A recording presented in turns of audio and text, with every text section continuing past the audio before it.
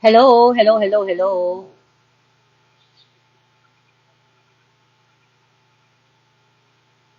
Ayan, ba't kaya ako nawalan ng sound?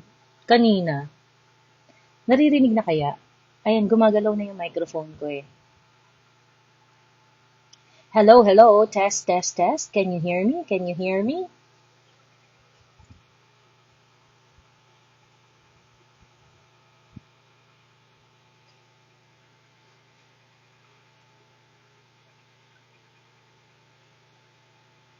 Hello, hello.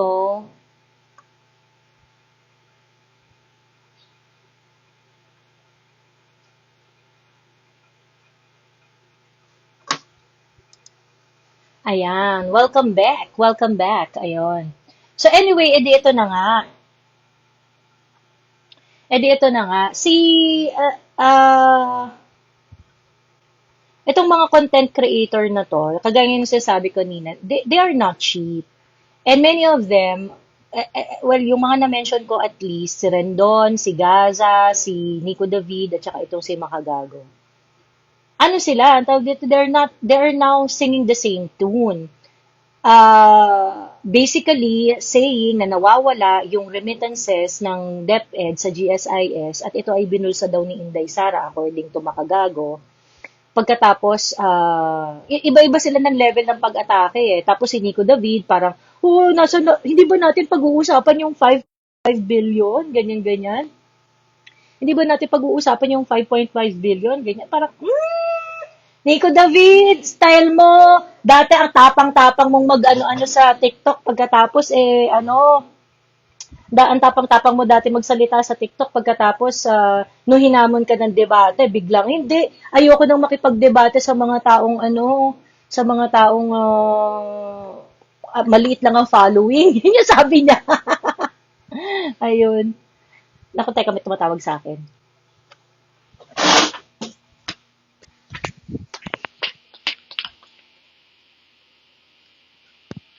Hello, babe.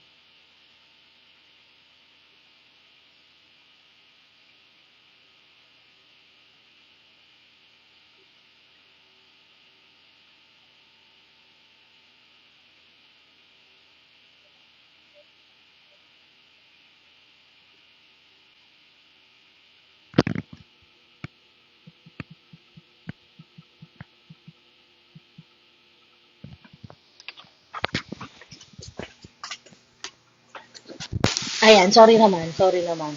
Di ngayon, ang tawag dito, di parang sobrang obvious na obvious. And these people, hindi naman mura tong mga to eh. Alam naman natin na alam naman natin na, 'di ba? This is how you earn money, 'di ba? Ang problema kasi, o sige mag-hustle kayo, pero wag kayo magsinungaling. 'Di ba? Wag kayo magsinungaling kasi this world that you are trying to invade, this space, political space where everyone has a stake, 'di ba? Hindi niyo pwedeng paglaruan 'to, mga putang ina niyo. 'Di ba? Yeah, kasi people like me, kahit walang nagbabayad sa akin, napapalagang ko tong mga to. 'Di ba? Huwag kayong sinungaling. Huwag kayong sinungaling. Ngayon, sinasabi nila, may mga insinuations sila na parang, oh, itong problema na to, parang walang ginagawa si Inday, ganyan-ganyan. And, they are trying to give an impression, although they are not saying directly, to be fair. Pero, they are insinuating that this problem happens because walang ginagawa si Inday Sara. Okay. Ngayon po, let's put things in perspective. Okay? Ilagay natin sa tamang perspective yung mga bagay-bagay. Yung pong remittance ng DepEd to GSIS is a chronic problem. Okay? This problem actually started in 1997. In 1997 and in 2010, grabe yung problema sa non-remittance ng ng DepEd sa GSIS. Kinakaltas ito sa sweldo ng mga teachers pero hindi ito nare-remit ng tama. Okay? At as a consequence of that, yung mga privileges ng mga teachers, many of them, na aano sila, na syempre, pagka hindi ka nagbabayad ng premium, ganyan, yung mga privileges mo, like yung mga GSIS loans, kineme-kineme, yung mga benefit na kapag na hospital, I think, pati yung death, and I'm not so sure kung yung hospitalization is also covered by GSIS. Pero may mga privileges yung GSIS members kapag ka ikaw ay up-to-date na nagbabayad ng premium. At dahil nga hindi ito nare-remit properly, ito ay magkakaroon ng impact doon sa pag-avail nila ng mga services na yon. So in 2010, that problem had become very, very, uh, uh, ano, no, very, very huge, na umabot ng 6.5 billion yung naging problem dun sa remittance. In which, to be fair, kay President Pinoy, kay President Noynoy Aquino, to be fair sa kanya, in 2012, they created a tripartite agreement kung saan they would reconcile and try to fix the system and make a better way on how they can uh, provide a platform for a better reconciliation. But even that wasn't able to resolve everything. Okay? Well, ang sinasabi nila dito is because of the sheer size of, hello Ma'am Noelma, thank you po for the stars. Because of the sheer size of DepEd. DepEd is actually 50%, more than 50% of our government workforce. Okay? So, yung burokrasya po natin sa gobyerno, 50% po niyan, more than 50% po niyan is coming from DepEd. Okay? Ngayon, ganito po yung problem. Kasi ito kasi yung, I think, ang problema kasi parang, hindi kasi nila alam kung ano yung composition ng burokrasya. Ganito po yan. Kung kunwari, yung Office of the President, you have 200 employees. Okay? You have 200 employees. Yung 200 employees na yon, let's say 10% of that, merong problema sa reconciliation sa GSIS. Okay? And this is a normal thing, yung mga government employees dyan, taas ang kamay. Diyos ko po. Lahat ng government offices merong problema sa reconciliation with GSIS. It's really a chronic problem. And sa totoo lang, it is something that needs to be addressed, no? Wala namang, nire-recognize natin yung problema na yan. Okay? But, for example, nandun tayo sa Office of the President. For example lang, I'm not so sure kung ilan talaga yung tao sa Office of the President. But let us say that the number of personnel there is 200. Okay? And you have 10% of them na may problema sa remittance. So what is that? 20 katao. Okay? 20 katao may problema doon sa records niya ng kaltas sa GSIS at yung records ng nakarating sa GSIS. That is why it's very important that you check your own GSIS records. Okay? Pagkatapos, itong DepEd naman, you have millions, no? You have millions of DepEd employees. In fact, ang tawag dito, in 2012, halos 800,000 na teachers yung record na ni-reconcile. That's 2012. Gaano pa karami ngayon? Ilang teachers yung hinire nila year after year. Ganyan, okay. So, kung kunwari, meron kang 1 million na DepEd employee. Okay. Meron kang 1 million na DepEd employee. And let us say, there is 10% of them na may problem sa reconciliation. Okay? 10% of them may problem sa reconciliation. What is 10% of 1 million? 100,000, right? Okay. Ngayon, idiots like these guys, of course, hindi naman nila alam ilagay yan sa tamang perspective di ba? Na parang, 10% dito sa ahensyang to, merong problem sa reconciliation. Kaso nga lang, if you're going to look at the 10% of DepEd, that's 100,000. So, syempre, pag 100,000, pag optics yun, tingnan mo lang sa surface, 100,000 na hindi kawawa naman. Ganon, di ba? Ganon yung kemerut nila doon. Ganon yung not thinking that more than 50% of the entire government bureaucracy is composed of DepEd employees. 'Di ba? So, ibig sabihin, whether you like it or not, pagka nagkaroon ng problema, ng administrative problem, ang DepEd, malaki talaga yun. 'Di ba? However, be that as it may, 'di ba? Hindi yun cause ng hindi yun cause ng panic or hindi yun there is no point in exaggerating it as if ninakaw yung pera nila. Yung mga reconciliation ba sa ibang offices, are you going to talk about it na nawawala yung pera nila, na ninakaw yung pera nila kaya hindi nare-reconcile sa GSIS? Diba? Kasi nandun dapat yung consistency ng sigaw. Kaso, chinery-pick kasi nila yung information na yon and make it appear na, uy, merong nakawa na naganap, ganyan-ganyan, uy, merong ganyan-ganon.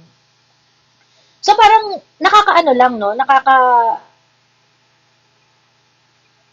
Nakakabobo, 'di ba? Nakakabobo.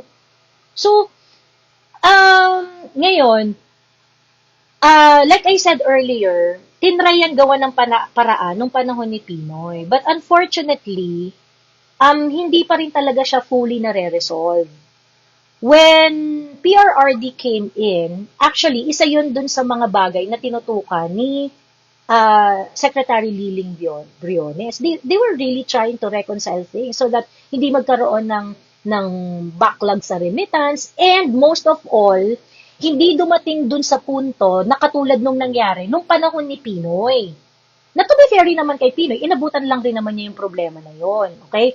So, ang pinipigilan dito is, you do not want to lose the benefits of the teachers. Okay? I saw a memorandum in 2020 na halos dumating dun nga sa ganung punto dahil nga dun sa problem on the reconciliation. But they tried to reconcile it and avoid the penalties in remitting the premiums and all that just, and ensure that all teachers would maintain their benefits despite the problem. Kasi hindi naman fault ng mga teachers yun eh. Hindi naman fault ng mga teachers yun eh. Ngayon, I am looking at the situation right now. Meron na bang mga teachers na nawalan ng privileges because of this? I mean, that's a legitimate question, ah. That's a legitimate question. So ikaw, lalo na ikaw, Nico David, you said that you want this to be talked about. Tara, pag-usapan natin, walang problema. 'Di ba? Can you please tell me exactly the problem? Ayan. And then we can start from there. Okay? Kasi ako, naiintindihan ko yung problema. Kayo, yung problema, ina-exaggerate ninyo in order to bring down Inday Sara. Yun yung problem. Okay. Ngayon, ano ba yung ginagawa ng DepEd dito? Actually, kung matatandaan nyo, di ba yung sunod-sunod yung memo nun ni Inday eh. Yung una, yung pinasara lahat ng mga dormant accounts. Dormant accounts sa DepEd. Pinatingnan niya lahat ng mga deductions sa sweldo ng mga teachers. Pagkatapos, recently, nagkaroon ng Memorandum of Agreement ang DepEd with GSIS so that there would be a specific team from GSIS that will cater to the needs of the teachers. Kasi sa totoo lang po, ako sabi ko nga, yung tatay ko po kasi is a school principal. Yung tatay ko talaga, ina-encourage niya talaga lahat ng mga teachers niya to really check their record with GSIS to ensure that everything is reflecting on their records. Ganon. Because that will help on the reconciliation, no? That will definitely help on the reconciliation. Ngayon, ang tawag dito, ginagawa ng paraan to aggressively. I mean, the problem is not disregarded. Ina-address to. Tapos to mga putang inang to, kung makapagsalita ka, alam mo walang ginagawa. Diba? And Inday Sara has been addressing this aggressively since January of 2023. Diba? And these people, diba, would be very, very willing to spread misinformation in order to lure the public to believe that there is corruption going on. Okay? Meron ding isang explanation dito si Attorney Poe, yung spokesperson ng DepEd. Sinabi niya, this specific issue was actually flagged in their annual audit report ng DepEd. Ayan. And they were able to explain it. And they were able to explain the situation. And they were able to present all the things that they need to do to address it. Okay? So that is why, yung opinion ng COA sa DepEd was actually unqualified. It is an unqualified, unmodified opinion. Diba? Ibig sabihin, hindi na ito naging issue dun sa annual audit report ng COA. Hindi ito naging issue kasi nagbigay sila ng mga pamamaraan kung paano i-address itong bagay na to. They are also conducting a reconciliation meeting between the state auditors and GSIS and the DepEd regional audit. Hindi ko sure kung kasama yung COA doon. Regional auditors ng DepEd at saka GSIS in order to reconcile the records further. Ganon. Kasi sa totoo lang, nakaka-disappoint rin naman talaga na parang, bakit sila nagkakagulo dito? This is purely administrative. So parang bakit hindi nila ito maayos-ayos? Bakit ang tagal-tagal na nitong problema na to hindi pa rin ma-fix? And that is not limited to Inday only. Hindi siya yung dahilan kung bakit nagkaroon ng ganyan yan. Yun yung pinakamatinding fake news dyan eh. 'Di ba? Yun yung pinakamatinding kasinungalingan eh. But, you know, I really hope that Inday Sara would be able to address the issue once and for all. Para lang mapakain natin ng, mapakain natin ng, yung mga yan. And, you know, with what Inday Sara is doing right now, I hope it will yield results soon. Hi, Lynn! Thank you for the stars, Lynn. Ayan. Si Lynn, ang aking unang subscriber in the entire universe. O, di ba? In the entire universe, dito sa page na to. Ayan. Ayun. So, yun. Kasi nanlilin lang kayo eh. And, mind you, ang isa pang nakakatakot dito, yung kalaban ni Inday Sara is willing to pay these people, no? To spread narrative like this. And sabi ko nga, these people, alam ko, you're just hustling. Alam ko, you're doing this because that is your business. Okay? However, if you're going to do something like that, you're going to enter a political space. At itong political space na to, okay, lahat tayo dito may stake. Okay? So kayo, kung ginagawa nyo yan para sa pera, kami, ginagawa namin to para protektahan ang interes ng mas nakararami. Kasi hindi po pwedeng, ano yun? Kayo, bayad na kayo pagkatapos, nag-spread pa kayo ng kasinungalingan. Diba? Parang ano yun, hindi kayo lang ang kumita? Kayo lang ang nag-benefit dito pagkatapos kaming lahat dito talo dahil nanalo yung narrative ng kasinungalingan. 'Di ba? We really need to push back, no? Especially with this huge content creators. These content creators, you are popular not because your brain or your thought processes is the brightest or it is because you are intelligent or because you are politically mature. 'Di ba? Kaya kayo popular kasi maraming bad trip sa inyo. And apparently, I think pagdating dito sa aspeto na to, people should learn to know that your attention is money. Ang problem kasi because stupidity can actually get attention, 'di ba? Yung mga katangahan, kabobohan, at yung rage, 'di ba? Yung rage can actually get your attention eh. 'Di ba? It can actually get your attention. Attention is given not necessarily because useful yung content, maganda yung content, matalino, or meron kang napupulot. Sa social media, attention is given kasi napukaw mo yung attention. 'Di ba? Pag napukaw mo yung attention, hindi ibig sabihin you can dictate what the public will think about. So, ngayon, patunayan natin dito sa mga, sa mga content creator na to, sa mga malalaking content creator na to, na, uy, alamin niyo yung mga lugar ninyo sa political discourse. Okay? Alamin niyo yung mga lugar ninyo sa political discourse. 'Di ba? And of course, hindi lahat ng tao would care about your business. Mga taong katulad namin, mga normal na tao na katulad namin, mas care namin na doon tayo sa tamang policy making. Okay? 'Di ba? Mahiya naman kayo. Mahiya naman kayo. Diyos me. Sa bad publicity is still bad. Sayang di sila marunong mag-fact check, sabi ni Pat. Eh, hindi naman nila intention na maging makatotohanan eh. Ang intention nila is to mislead people, di ba? Ayun. Shout out, ma'am. Duterte solid from Saudi, sabi ni Palma sa tour. Hello, hello po. Ayun. Sinundan ako, muscle lang, malaki. Zero brain cells yan. Correct. Sige, tingnan natin. Ano ba ibubuga niya dito sa usapan na to? 'Di ba? Huwag tayo maglokohan dito. Merry ang Christmas ninyo. Kaya kayo naggagaganyan. 'Di ba? Huwag tayong maglokohan dito. Sikat lang naman sila sa Maritesan. Ayun.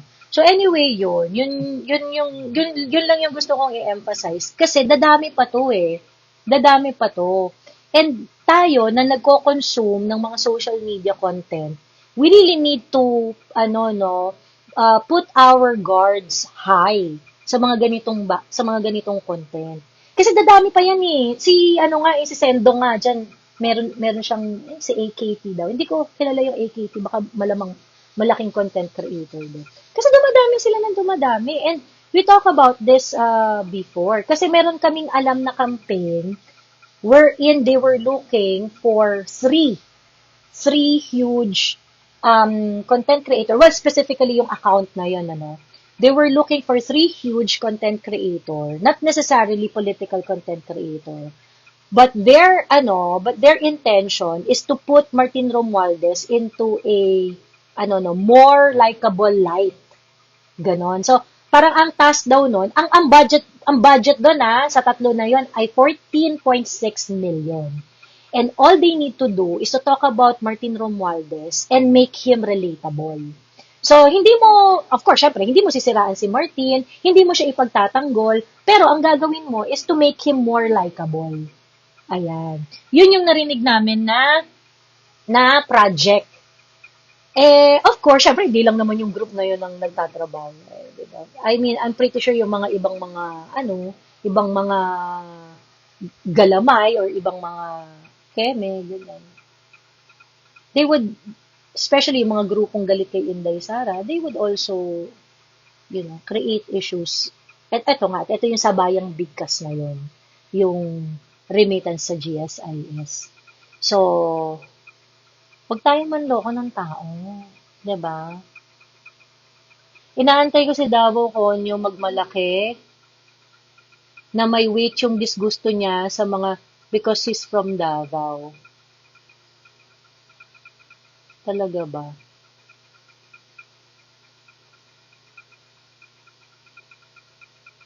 Tingnan natin. Pero si Davao Conyo nasaktan yung social media career niya dati 'di ba? Nung parang ganyan-ganyan siya.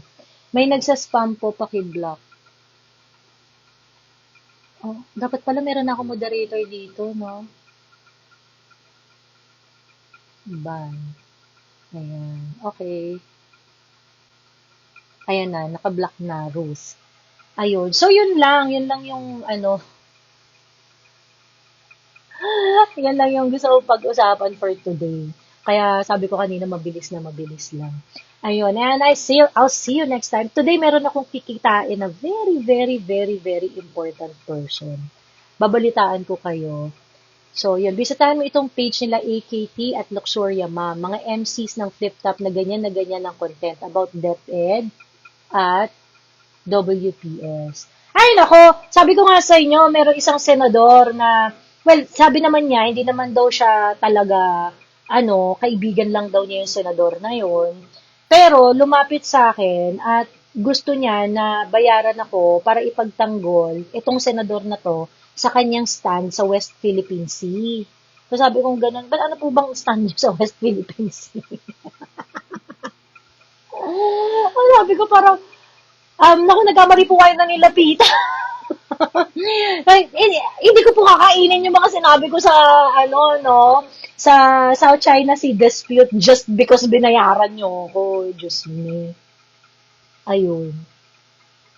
Isip na lang po kayo ng panahon. Sabi ko, alam niyo po, isip na lang po kayo ng mga bagay na agreeable sa tao. Ano po ba yung mga bagay na ginawa niyong agreeable sa mga tao? Ganyan. Siguro po, dapat mag-focus na lang po kayo doon. Sunog na po kayo dyan sa WPS. So, wag niyo na pong ipilit yan. Sabi kong ganon. Sabi ko, wag niyo na pong ipilit yan. Yan na po yung tulong ko sa inyo. Sabi ko, yan na po yung tulong ko sa inyo. Huwag niyo na pong ipilit yung sa WPS kasi sunog na po kayo dyan eh. Ganon. Dami nyo nang, ano dyan, dami nyo na nasabi dyan na hindi pasok sa banga. So, pili ka na lang, ano po ba yung advocacy ninyo na sigurado kayo na mag-a-agree sa inyo yung mga tao. Then, talk about it all the time. Ganon.